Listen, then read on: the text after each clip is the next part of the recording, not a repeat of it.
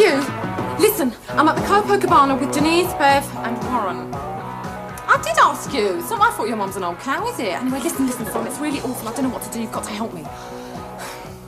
Warren's just kissed me. Yes. Yes, Bev's Warren. Blimey, how many Warrens do we know? No, 6 actually. There's that Warren works down the star. Anyway, listen, Simon, listen.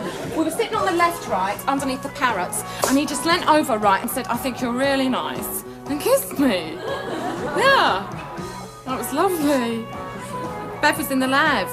No, Denise was in the lav as well. They went off together. God, Son, what am I going to do? This is really serious. Well, what if they go off to the lav again and leave us? I mean, they could be in and out of there all night. It's the only place you can hear yourself think down here. You can't just go back and sit down. It would be so obvious. I mean, look, let's face it, Son. There's always been a bit of a thing, right, between me and Warren. I mean, do you remember that time down at the Odeon? With the ice cream?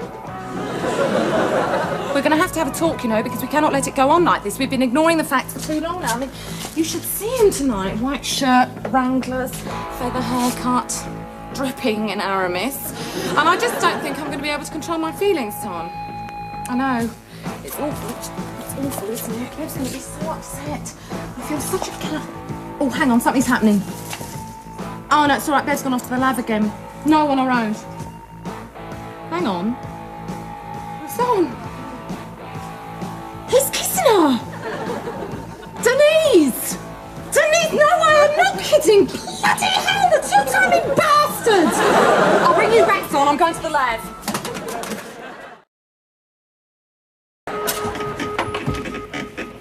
Hello? Can I speak to Tosca, please? It's Helen. Yeah, his ex. Hello, Tosk. Yeah, listen, look, you came and got your stuff today, right? Well, look, did you take the speakers? Because, like, they've totally gone. Yeah, well, right, look, I think they're mine, okay? I mean, like, I paid for them. Yeah, I know the stereo's yours, but, I mean, you left that. But, I mean, it's not much good without the speakers, right? And they're mine. Well, hasn't she got any speakers? Right, well, look, at some stage, right, somebody's going to have to buy a new set of speakers, right? Otherwise, like, this whole situation could go on for, like, ever. And at the end of it, someone's going to be left, right, with, like, a stereo and no speakers, which is a bummer. And at the moment, it looks like it's going to be me.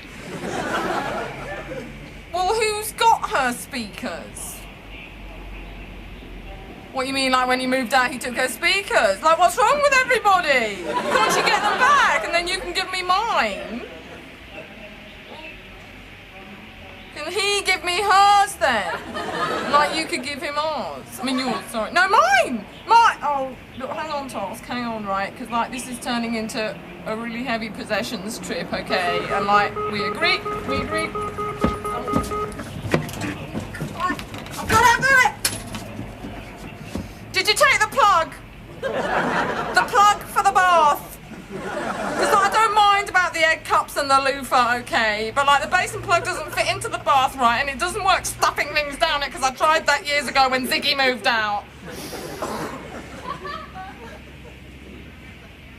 Of course I still love you. Okay, you can keep the speakers, Toss. You can keep them, all right? But on one condition.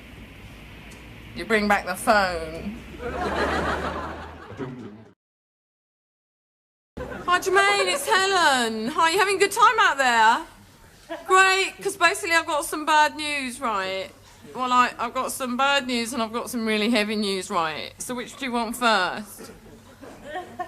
Okay, well, the bad news is, right, Jermaine, that I've got a saucepan melted onto the stove and a tin of condensed milk stuck to the ceiling.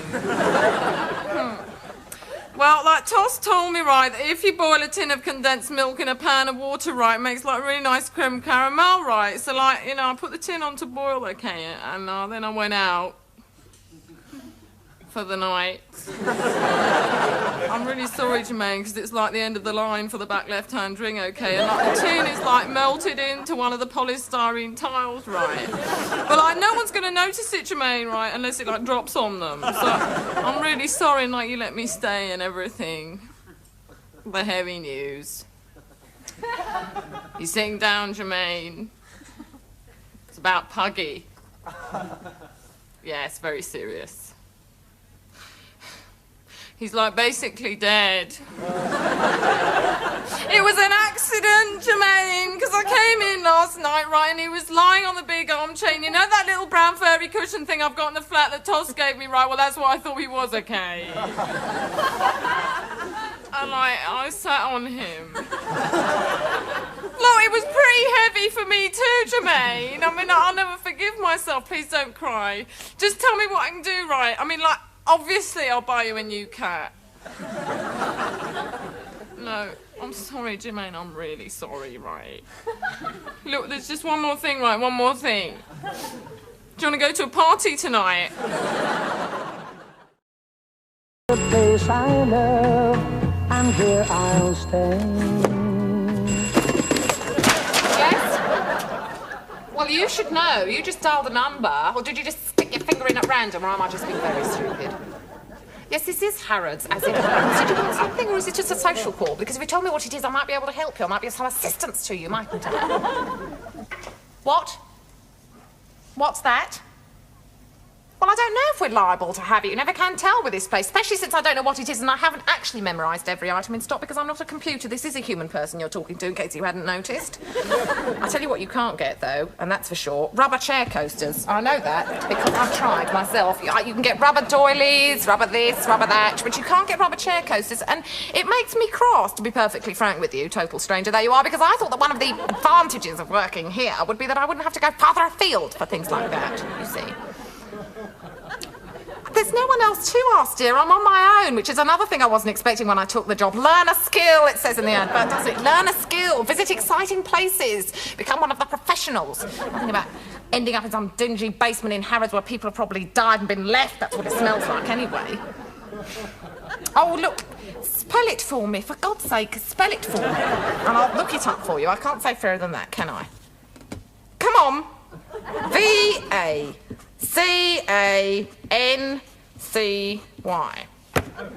Vacancy. Oh, vacancy. Oh, I think vacancy. Vacancy. Oh, good Lord. No. You want to try the army. Sean? It's me. Miss Sexual Independence 1984. Just got back from family planning, right? Well, I got in, right, and this rat bag really laid into me, you know, all about did my mum know and how old was I? Oh, no, I lied. 19. But it was awful shock. She asked me what year I was born in, right, and I hadn't worked it out, so I said, you know, I couldn't remember because it was such a long time ago. No, that was not all. She had to measure me up for it, didn't she? And I won't go into detail, Sharp, but it wasn't half painful. These are sort of metal plunger things to make you feel like a shish kebab. Oh, no, it's a horrible little thing. It's all sort of surgical and plastic. And what with the cream shot, I am telling you, it is a right palaver. I mean, like, she says you've got to practice, OK, because it's really difficult. And she was not joking, right? First time I tried it, flew out my hands and hit the lampshade on her desk. No, but listen, Char, listen, because, I mean, where am I going to hide it, right? I mean, Mum's so nosy, she's bound to find it, you know. And I'm going to have a bit of a job persuading her it's toothpaste and a rain hat, aren't I? No, it's not, right? It's £2.50 a tube, right, without prescription. Do you know how much that works out as, Char? About 30p a time. That, Char, is about 15 quid a month, right? Well, 20 quid if it's summer, which is about 180 pounds a year, right? And for something that's supposed to be free, it sounds like a bit of a financial burden to me, and he'll never fork out for anything like that, the Wally. Are you still going? Because listen, Sharp, how do you fancy saving the money, clubbing together, and buying an electric fence? Hello. Mother. It's me. Cassandra. The one with the perm. Yes, how are you, love? Yes. It was piles then. Did you see the doctor? Doctor! Oh, you know, dear, that nice man who calls round and makes you feel better. No, Mother, you're thinking of somebody else. I mean the doctor! Dr. Trelawney, the man with the wee rubber tube round his neck. Oh, how sad. I didn't know he'd passed on. How did that happen? Arsenic. How exactly exactly do you know, Mother? I see. No, not to worry, just so long as you don't tell anybody else. Honestly, Mother, you are awful. What brought that on, then? Well, if he was checking you for piles, he didn't have much option but to look there, did he? I'm not cross, I'm just concerned. Oh, look, it's done now, it's done now. Send Mrs. Trelawney some flowers, it'll make you feel better. Now, listen, how's Mrs. Body? Oh, Mother, you haven't. Oh, Mother, now I am cross. Why? What in God's name did she ever do to hurt you? Light-fingered? Well, what did she take? Oh, no, oh, Lord, Mother, no. I took the clothes horse. Yes, ages ago. 1975. I gave it to Millie for her wedding present. Oh, Mother, you really are the end. Oh, well, I shall just have to ring the agency. Well, you know how I worry about you being on your own. Oh, don't cry, dear, don't cry. For God's sake, I promise to find you somebody nice, okay? But listen, Mother, you must promise me not to do anything naughty with her, because you never know what might happen, dear. I mean, look at me. All this for a tin of tuna.